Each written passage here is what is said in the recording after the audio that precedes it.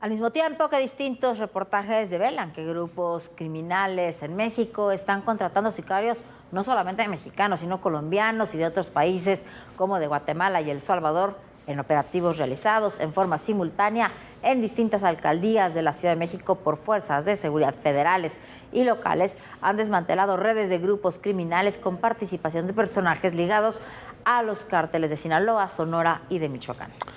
¿Por qué están llegando sicarios de esos países a nuestro país y por qué criminales de distintas entidades llegan a la Ciudad de México para realizar extorsiones, traficar drogas? Por varias razones. Primero, por la lucha feroz entre distintos grupos criminales y de las autoridades contra ellos, y también porque en todo ese entramado buscan tanto protegerse como acercarse, allegarse de recursos económicos y humanos. Cuando hay tanto desgaste, tantas muertes como la que estamos viendo en Sinaloa, también se agotan los recursos humanos de los grupos criminales. Como hemos dicho muchas veces, la guerra entre los cárteles no es solo por el control de una región, de Culiacán, por ejemplo. Lo que estamos viendo en la actualidad es la lucha por la reconfiguración del crimen organizado en el país. La detención de centroamericanos que delinquen en México para los cárteles de la droga se triplicó este año. De los 49 capturados en 2023, la cifra aumentó a 152 entre enero y octubre. Una muestra de ello es lo que ocurrió el 24 de octubre en Tecpan de Galeana, Guerrero, cuando bandas criminales se enfrentaron y atacaron a militares. 19 personas murieron y 9 sicarios guatemaltecos fueron detenidos. De acuerdo con medios centroamericanos, varios de los sicarios que llegan a México lo hacen previo acuerdo con los cárteles. Otros son reclutados a través de anuncios que los narcotraficantes publican en redes sociales o con volantes que entregan en comunidades donde operan grupos armados como el Cártel de Sinaloa o el Jalisco Nueva Generación. Datos oficiales que arrojan las detenciones indican que los guatemaltecos son los que más participación tienen con el narco en México, seguido por los hondureños y los salvadoreños. La mayoría de las detenciones ocurrió en estados donde la violencia, producto de las disputas entre los cárteles, se ha desbordado, como en Sinaloa. Ante la cruenta lucha que libran las facciones del Cártel de Sinaloa, los grupos están reclutando exguerrilleros y mercenarios extranjeros de Colombia y Guatemala y hasta de Estados Unidos, quienes brindan entrenamiento especializado a los criminales. Reportes indican que los colombianos han contribuido al aumento del uso de drones y minas terrestres. Al reclutamiento de extranjeros se suma el de sicarios de diversos estados. Pero ante los más de 500 muertos y cientos de desaparecidos en el último trimestre, integrantes de estos grupos están dejando la disputa para operar en otros estados. Muestra de ello es la detención a finales de noviembre de 7 integrantes de una célula delictiva vinculada al Cártel de Sinaloa en la Ciudad de México. 6 hombres y una mujer. Víctor Felipe, originario de Sonora y líder de la agrupación. Jesús Alberto, Carlos Humberto y Alba Sofía, originarios de Sinaloa. Guillermo, alias el tío Memo, y Emanuel, originarios de la Ciudad de México. Y Benjamín, originario de Michoacán. Lo cierto es que estas detenciones en la Ciudad de México y en otras entidades están relacionadas con la traición que desencadenó una ruptura al interior del Cártel de Sinaloa cuando Joaquín Guzmán López, uno de los hijos del Chapo Guzmán, sometió y entregó al gobierno de los Estados Unidos al Mayo Zambada. La guerra entre criminales en Culiacán ocasionó que células de otros estados llegaran a reforzar huestes de las dos facciones enfrentadas, la Malliza y la Chapiza. Pero a 4 meses de enfrentamientos atroces entre criminales y fuerzas federales locales, los recursos bélicos comienzan a mermar. Es por eso que integrantes del cártel comienzan a desplazarse a otras regiones para protegerse, pero también para continuar con sus actividades ilícitas que les permitan obtener recursos. La guerra entre facciones y células no es solo por el control de Culiacán y del cártel, es parte de la reconfiguración del crimen organizado en todo el país. Mire, la historia de la participación de personajes del extranjero en el narcotráfico en México no es nueva, tiene muchos años. Siempre ha habido una cierta participación de personajes que venían de Centroamérica o de Colombia, como dice el reportaje, de Estados Unidos también, para entrenar básicamente para entrenar más que para participar a los grupos criminales, al sicariato de los grupos criminales. El primero que comenzó a tener una política diferente fueron los de Osiel Cárdenas, los Zetas, todos estos grupos. ¿Por qué? Porque los Zetas tenían relación por su origen con los caibiles guatemaltecos y trajeron a muchos de los caibiles guatemaltecos cuando terminó la guerra civil en Guatemala. Los caibiles eran fuerzas de élite terriblemente brutales, represivas, que hubo ahí en Guatemala, que se quedaron sin trabajo, fueron desmovilizados, muchos de ellos por las violaciones a los derechos humanos que habían cometido, y terminaron en México. Lo mismo ha pasado en Colombia. Buena parte de los personajes de Colombia que están actuando en nuestro país o en otros países suelen ser gente o de los grupos paramilitares que fueron desmovilizados también, o de las FARC que no se atuvieron al acuerdo de paz que tuvo la FARC con el gobierno colombiano, que incorporó a buena parte de las FARC al sistema democrático en Colombia.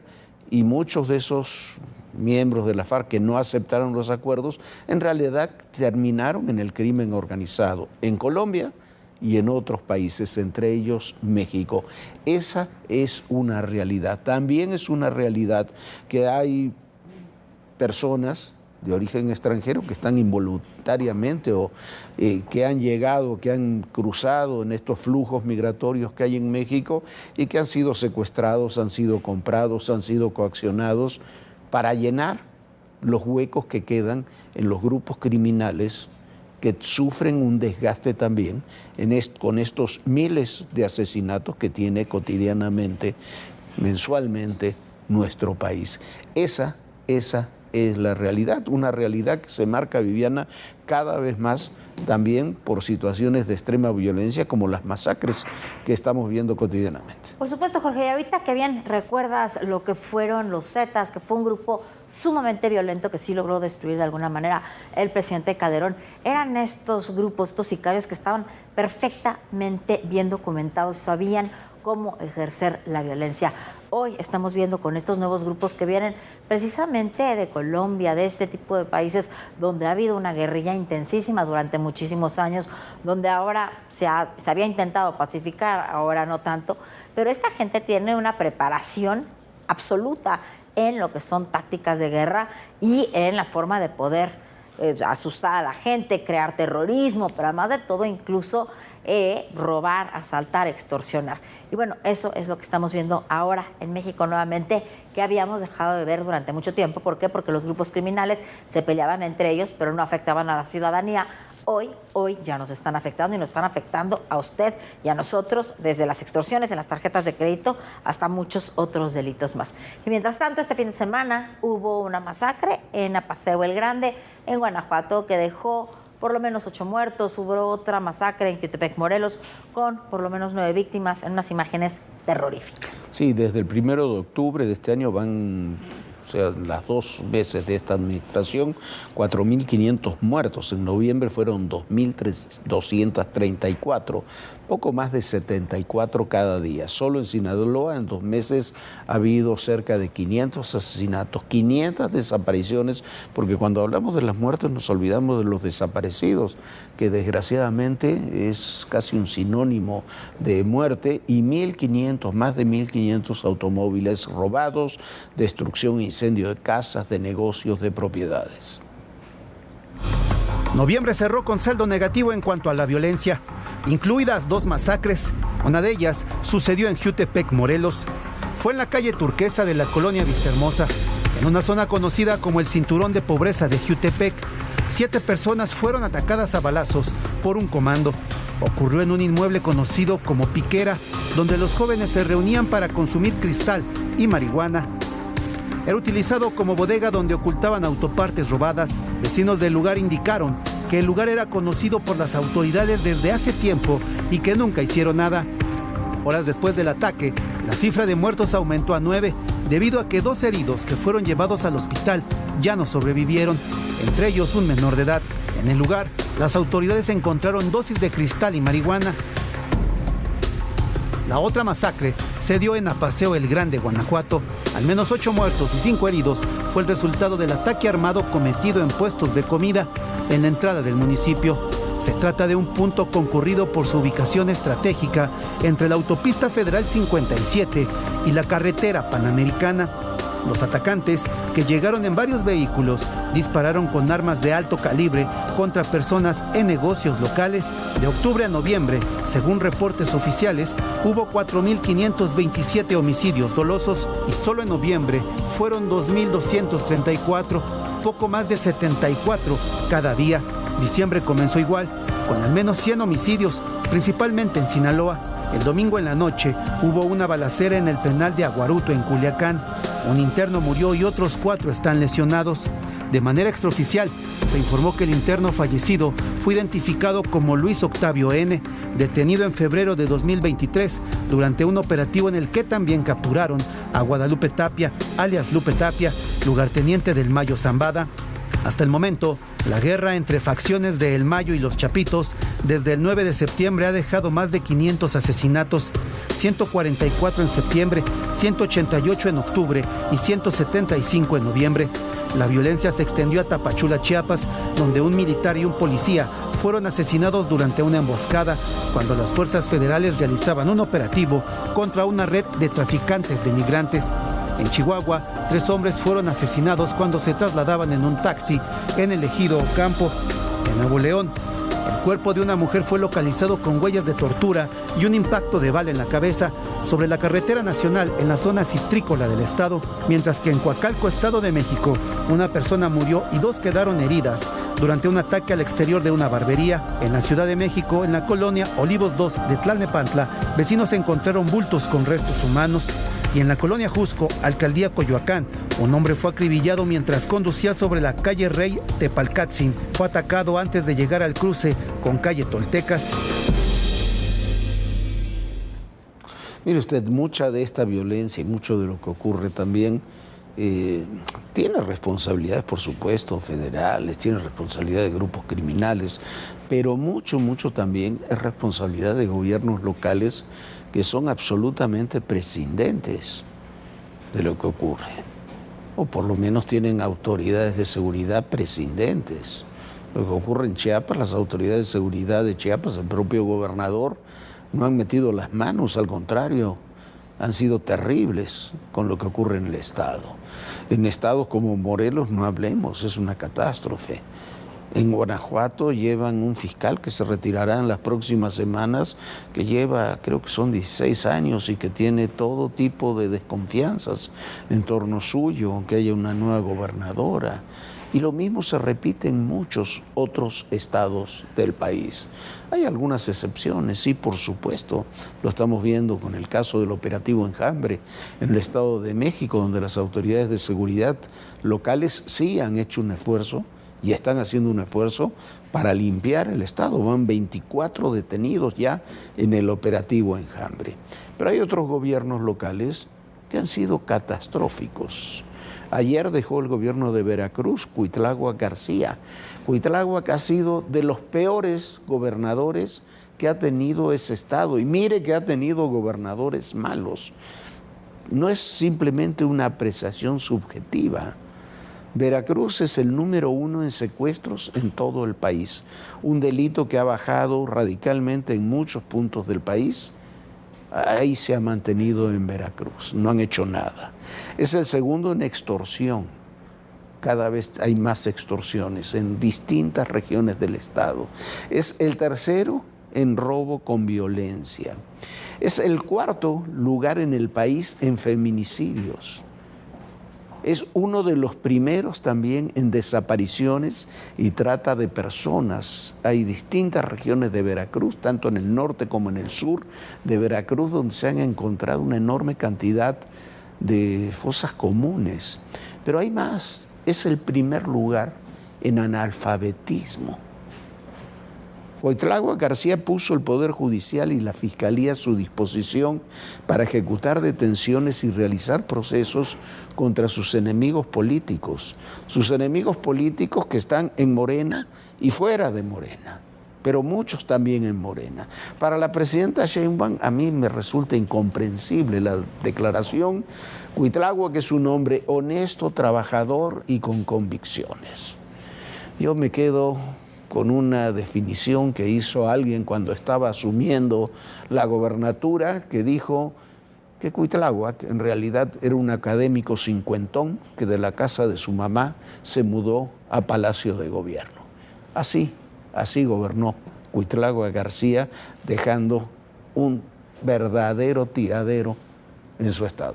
Bueno, Jorge, todavía cuando era un cincuentón que vivía en casa de su mamá, me tocó entrevistarlo, era un académico, se veía un académico sensato, tranquilo, y de repente se embriagó de poder. Y como bien decía Jorge, llama la atención que utilizó toda la fiscalía, primero derrocó al fiscal que estaba para poner un fiscal afín a él y utilizó todo lo que pudo para ir en contra de sus adversarios. Pero también llama la atención que muchos de sus adversarios están dentro de Morena. Metió a la cárcel a uno de los operadores más cercanos a Ricardo Monreal, por ejemplo. Metió a la cárcel también a una jueza. ¿Por qué? Porque no quiso dictar una orden de aprehensión contra otro adversario político. Usted recordará, se detuvo en un retén, imagínese usted, cuando era precandidato a la presidencia, Manuel Velasco, que también es aliado de Morena.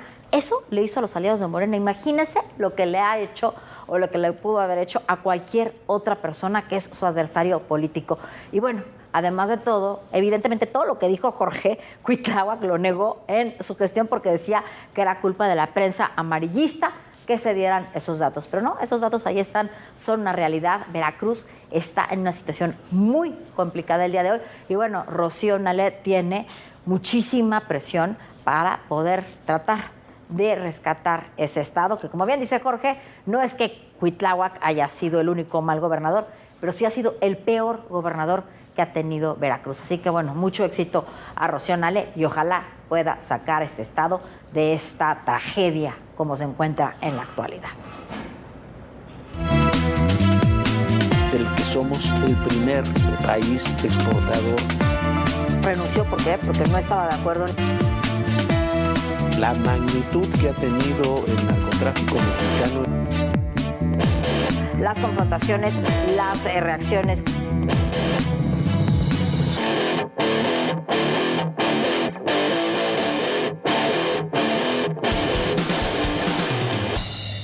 Bueno, si usted o sus hijos utilizan vapeadores, ¿sabe qué? Va a tener el mismo castigo alguien que utiliza un vapeador que el consumo y el tráfico de fentanilo. Esto me parece una exageración y así lo plantea una iniciativa de ley que forma parte del plan C del expresidente López Obrador, que se votará en la Cámara de Diputados mañana. Así que tenga cuidado, si utiliza vapeadores estará al nivel de traer fentanilo en su bolsa. Sí, mire usted, el tema es que va a ser incluso una reforma constitucional, porque ya se había sacado una reforma legal, todo el mundo la ignoró, entonces ahora van por una reforma constitucional.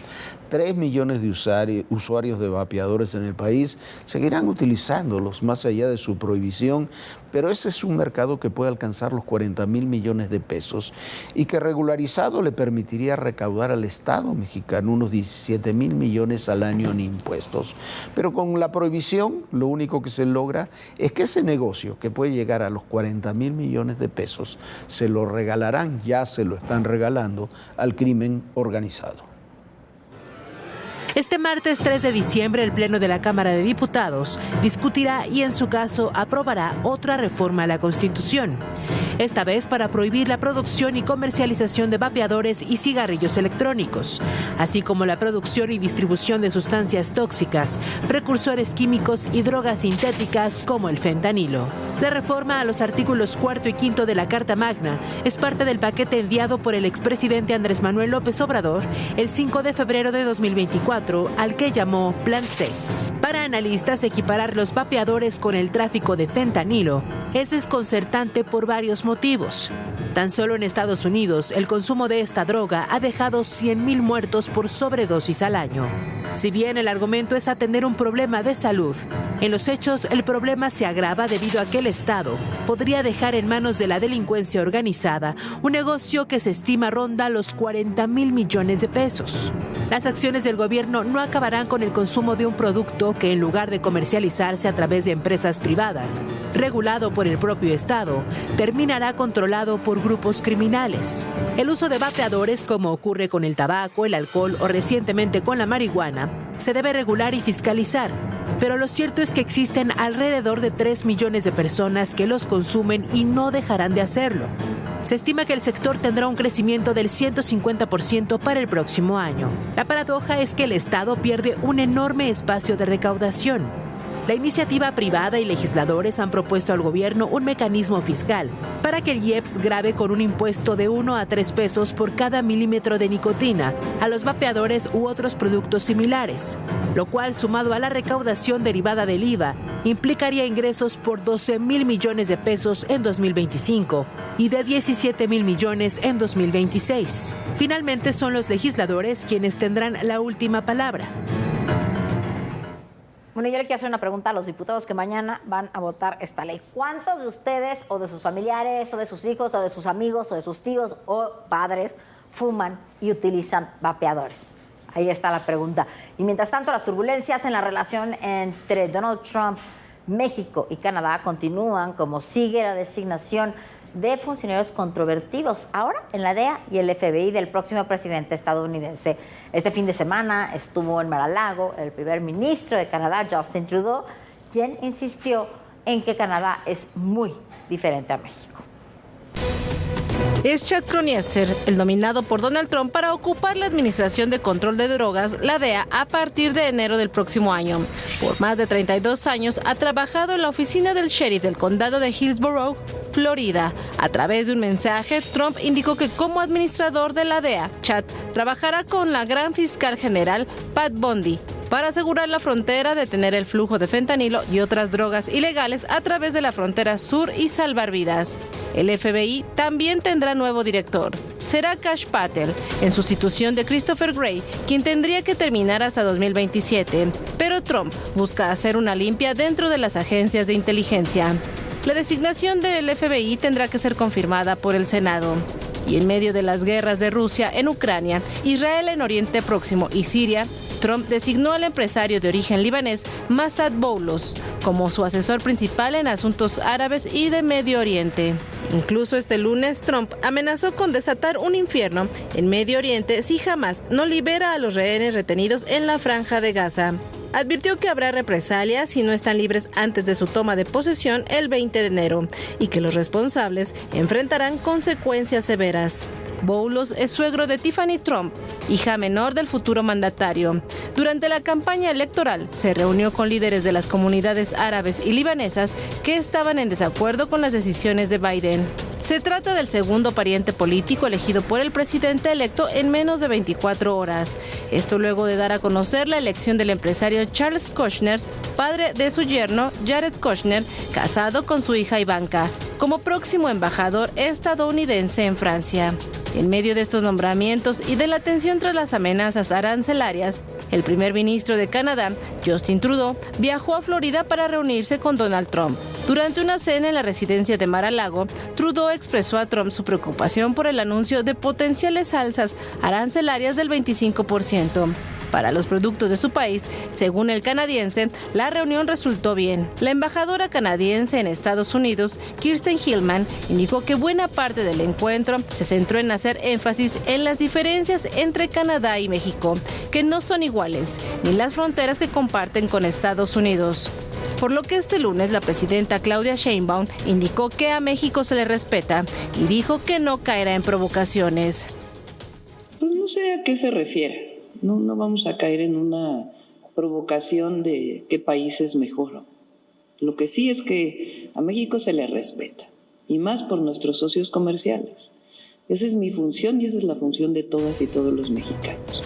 Además de reiterar que no apoyará la idea de Trump de nombrar a los cárteles de la droga como grupos terroristas. Pero por supuesto que no estamos de acuerdo en una invasión, una presencia de este tipo. Pero es importante que nuestro gabinete de seguridad pues tome en el momento oportuno coordinación con el asesor de seguridad del presidente Trump para poder hablar pues de estos temas, que es importante que siempre haya coordinación. La presidenta subrayó que México está dispuesto a mantener la cooperación a pesar de que no tiene una crisis de drogas como las de sus socios Estados Unidos y Canadá. Bueno, lo que pasa es que la cooperación se perdió hace ya más de un año. ¿Por qué? Porque Estados Unidos comenzó a desconfiar cada vez más del expresidente López Obrador, se tuvo desencuentros muy profundos y esa cooperación se ha ido perdiendo. El intercambio de inteligencia, la cooperación, la confianza. Sin confianza mutua es muy difícil combatir el crimen organizado, que es un fenómeno además regional y global. Mire usted, hablando de estos temas, se preservó durante 5 años la información sobre la protección que reciben el expresidente López Obrador, su esposa, sus 4 hijos, otros familiares. Recordemos que el propio López Obrador les quitó apoyos y seguridad a sus antecesores, pero ahora no sabemos de qué magnitud es el operativo que lo protege a él y a su familia ampliada. Yo estoy convencido de que todos los expresidentes tienen que tener seguridad y se les debe proporcionar seguridad como se les tiene que proporcionar una pensión, porque son expresidentes. Lo que no se vale es que a uno se las quiten y otro la reciba copeteada, como decían el sexenio pasado. Así están las cosas. Nosotros ya nos vamos. Muchísimas gracias por habernos acompañado. Y por supuesto lo esperamos mañana muy puntual en punto de las 11 de la noche. Sueñe bonito, descanse. Bonita noche, Jorge. Muy buenas noches, Viviana. Muy buenas noches a todos ustedes. Y recuerden, el poder y en la política todo, pero absolutamente todo, es personal. Gracias.